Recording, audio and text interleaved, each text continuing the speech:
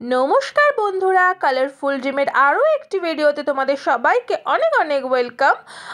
এই দেখো, আজকের বানাবো চানা ডালের বড়ার তরকারি, মানে ছোলার ডালের বড়ার তরকারি। তো এটা ছোলার ডালটা ওভারনাইট সোপ করে নিয়েছিলাম। তারপরে এখানে রসুন আর কাঁচা লঙ্কা দিয়ে ছোলা ডালটা ভালো করে মিক্সিতে বেটে নেবো। বেটে নেওয়ার পরে একটু নুন দিয়ে ভালো করে ফেটিয়ে ছোট ছোট বড়ার আকারে গড়ে এখানে বড়া বানিয়ে ফেলবো। এই বড়াগুলো শুধু শুধু খেতেই এত টেস্টি লাগে না, মানে সবজি হওয়ার আগেই আমার অর্ধেক শেষ হয়ে যায়। তো যাই হোক, এখানে দিয়ে দিলাম কড়াই সর্ষের তেল, 5 ফোড়ন, এগুলো দিয়ে একটুখানি ডুমো ডুমো করে কেটে রাখা আলুগুলো লাল লাল করে ভেজে নেবো। যে কোনো সবজিতে একটু আলু দিলে সবজির মানে অন্যরকম একটা টেস্ট চলে আসে। আলু দিয়ে সবজি সবারই মোটামুটি ভালো লাগে। তো এখানে দিয়ে দিচ্ছি একটু টমেটো, আদা আর দুটো টুকরো পেঁয়াজ দিয়ে এটা মিক্সিতে একটু পেস্ট করে নেবো।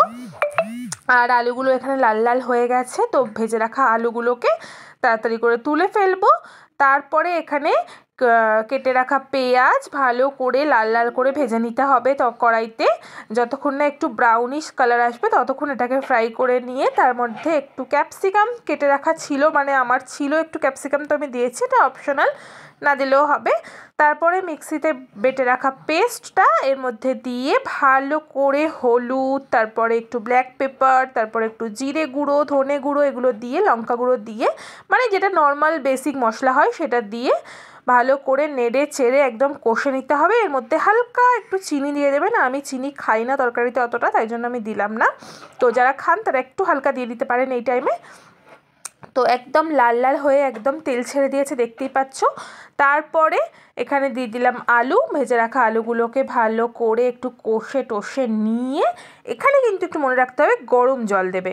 গরম জল দিলে সবজির যে কালারটা আছে না, ওটা আরও বেশি এনহ্যান্স হয়, ওটা ভালো করে খোলে।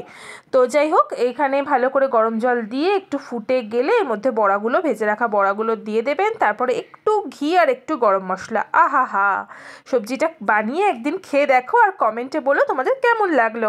টাটা।